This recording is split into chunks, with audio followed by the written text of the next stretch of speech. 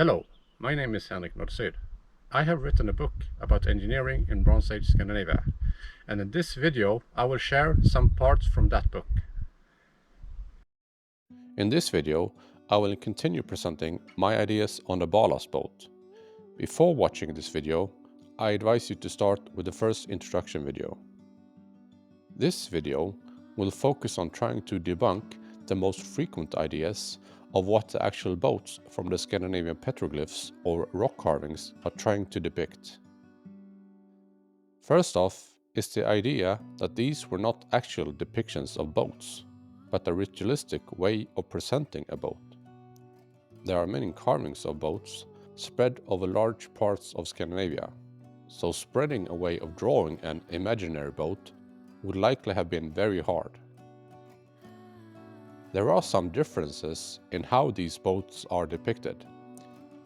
So, no absolute standard is visible, and sometimes the boats have passengers and sometimes they don't. But the biggest evidence against this is that there are carvings of people and animals that is clearly depicted with their most defining features. Are the rock carvings trying to depict the classic Viking ship? The Viking Age starts several thousands of years after the first rock carvings were made, and at the time of the Viking Age, people had stopped carving these images. Cross-bracing is most known for being used in bridges. It is a way to make strong structures out of long, slender beams, stays, or cables. The idea is to place them in a cross pattern so forces working in different directions is handled by the different individual parts. A simplified way of looking at this is that individual parts can only handle forces in the length direction of the part. But when combining several parts, the structure can be made to take forces in several directions. Usually, cross-bracing are strong in two directions or a plane. Simplified, this flat cross-bracing can take forces just like a paper can.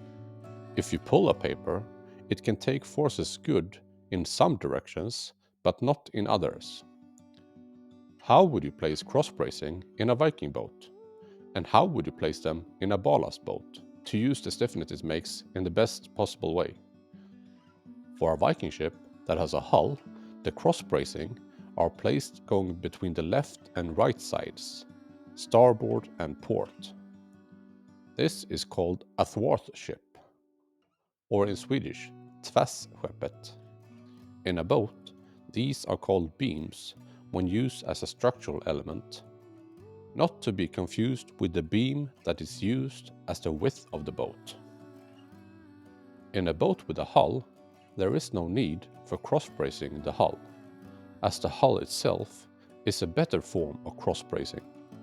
But bracing between the two sides of the hull are needed, as shown by how the paper cannot take forces acting in the direction the water pressure will act on the hull.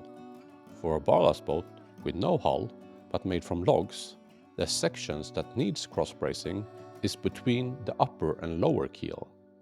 Having no cross-bracing, the stiffness in the direction of the boat is not great. The joints will have to handle high torque. This can be compared to how bridges usually are reinforced with cross-bracing. Physics and engineering can explain that boats with a hull needs cross-bracing athwartship, but ballast boats needs cross-bracing in the forward-aft direction of the boat. And so, here are some rock carvings of boats with cross-bracing in the forward-aft direction of the boat. These are also not hidden by a hull.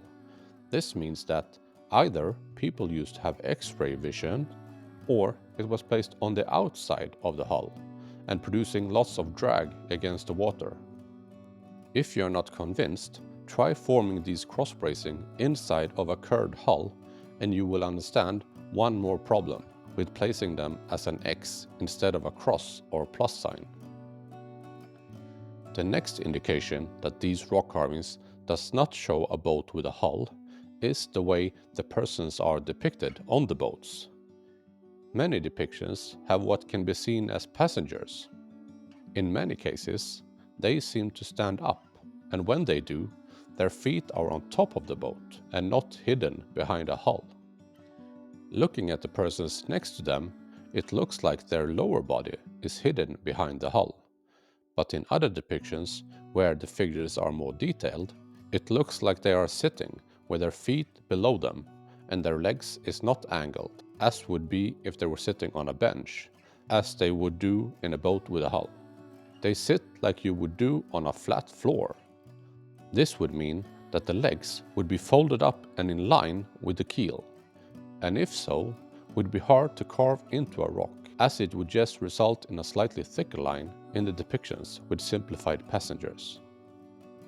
The depictions show persons holding what looks like paddles rather than long oars. A paddle works best when you sit close to the edge of a boat or a boat that is narrow enough for you to easily reach the water. With oars, you can sit further into the boat. The Yachtspring boat likely still used paddles rather than oars. The Yachtspring boat is more narrow than the Viking ships.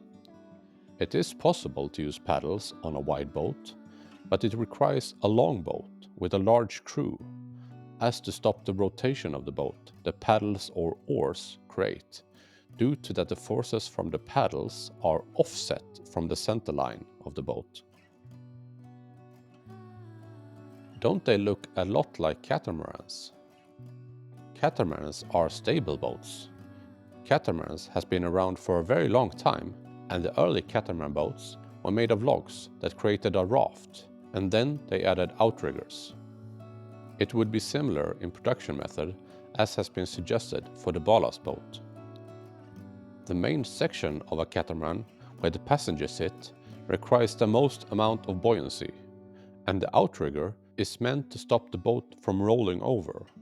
The outrigger has a long lever arm, and with longer lever arms, smaller forces are needed to counteract rolling. This means that only a small amount of buoyancy is needed to counteract the risk of rolling over. But in all depictions, the lower keel without the passenger is longer than the keel which needs the most buoyancy. This then indicates that it is not a catamaran. The next indication that it is not a catamaran is that in some cases the lower keel has only a bend in the front, but not in the aft of the keel. But the top keel still has a bend in front and aft. In this depiction, I believe that they have depicted a rudder, and on this boat there is no bend in the rear of the lower keel. If this depicts a rudder, then the bend would interfere with the rudder on a ballast boat, but not for a catamaran, as the two keels would be offset side by side. One additional very important thing to note from this depiction is that for the rudder to work, it must be in contact with the water. If the depiction was for a boat with a hull, this would not be the case. But for a ballast boat, the waterline is in the same height as the rudder, making it functional. A catamaran moves more with the waves than a ballast boat do, but it would take too much time to explain this in this video, so for that you will have to read my book. The Yachtspring boat looks a lot like the depictions. It even has two keels sticking outside of the hull, aft and stern. This is true, but for me this is more evidence of the existence of the ballast boat than that the depictions show a Yachtspring boat. Why? In engineering, usually design choices are made from previous designs. You look on your old design and optimize it for a new design. For the ballast boat, having the bow-shaped keels have a real useful effect on the seaworthiness of the boat. But with the introduction of boats with a hull, the extra buoyancy is not needed anymore. Boats produced today does not have keels sticking out of the hull. This was just a design remnant that carried over from the ballast boat onto the Yachtspring boat. It also carried over to the Viking ships that removed the extended keels but incorporated the snakehead on the remaining keel where it now only had a visual effect. Some thinks the depictions of the boats on the rock carvings shows a form of a skin kayak, with only the frame visible and the skin not shown. This can be debunked with the seating position. Also, the crossstay is rotated as an X instead of a plus sign, and this does not support skin kayak design. The rudder would also be placed too high for any boat with a hull. I will not take too much time on explaining why these boats are not sledges. It is a theory, but I think it can be debunked with some things I have explained before. And the seas outside of where the rock carvings are found very rarely freeze, even today with colder climate. Paddling your sledge on an uneven terrain is not possible. Now that the most common ideas of the boats from the rock carvings have been debunked, I would like to end with looking some more at the rudder, as I find it interesting. It is likely made in similar way as the wooden plow used at the time. A few bent pieces of wood that fits together. This is also similar to how the boats were constructed. It looks like it hangs off and hinges around the end of the top keel. In this position, it has its pivot point. It looks back heavy, so it probably was allowed to sink down to a good depth by its own weight. The placement of the pivot point means that only small forces are transmitted into the pivot point. On modern rudders, you get large forces and torque around many axes going into its pivot point. This rudder looks simple and for some overly large compared to modern rudders.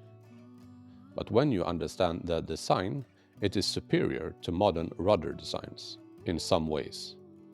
The rudder even stretches far backwards instead of downwards as modern rudders. This means you get longer lever arm, and this gives better rotation to the boat. The Yachtspring boat that came after this used a long oar, similar to what the gondola boats use. This is much simpler in design and is placed off-center, and the pivot point is not placed in a good position. The depicted rudder is placed in the center of the boat, and when it is not used to turn the boat, it is hidden behind the keel of the boat. And this in turn reduces the water resistance, and it integrates better with the keel. For one possible design, it is possible to let the rudder slide forward and tilt it out of the water, thus reducing drag. As an engineer, I personally think this is the most elegant designs for a rudder I have ever seen. Instead of forcing it into some shape, it has formed from the forces it is subjected to. I hope you enjoyed this video and watch my other videos as well. If you want more details, please buy my book. Thank you for watching this video, and bye.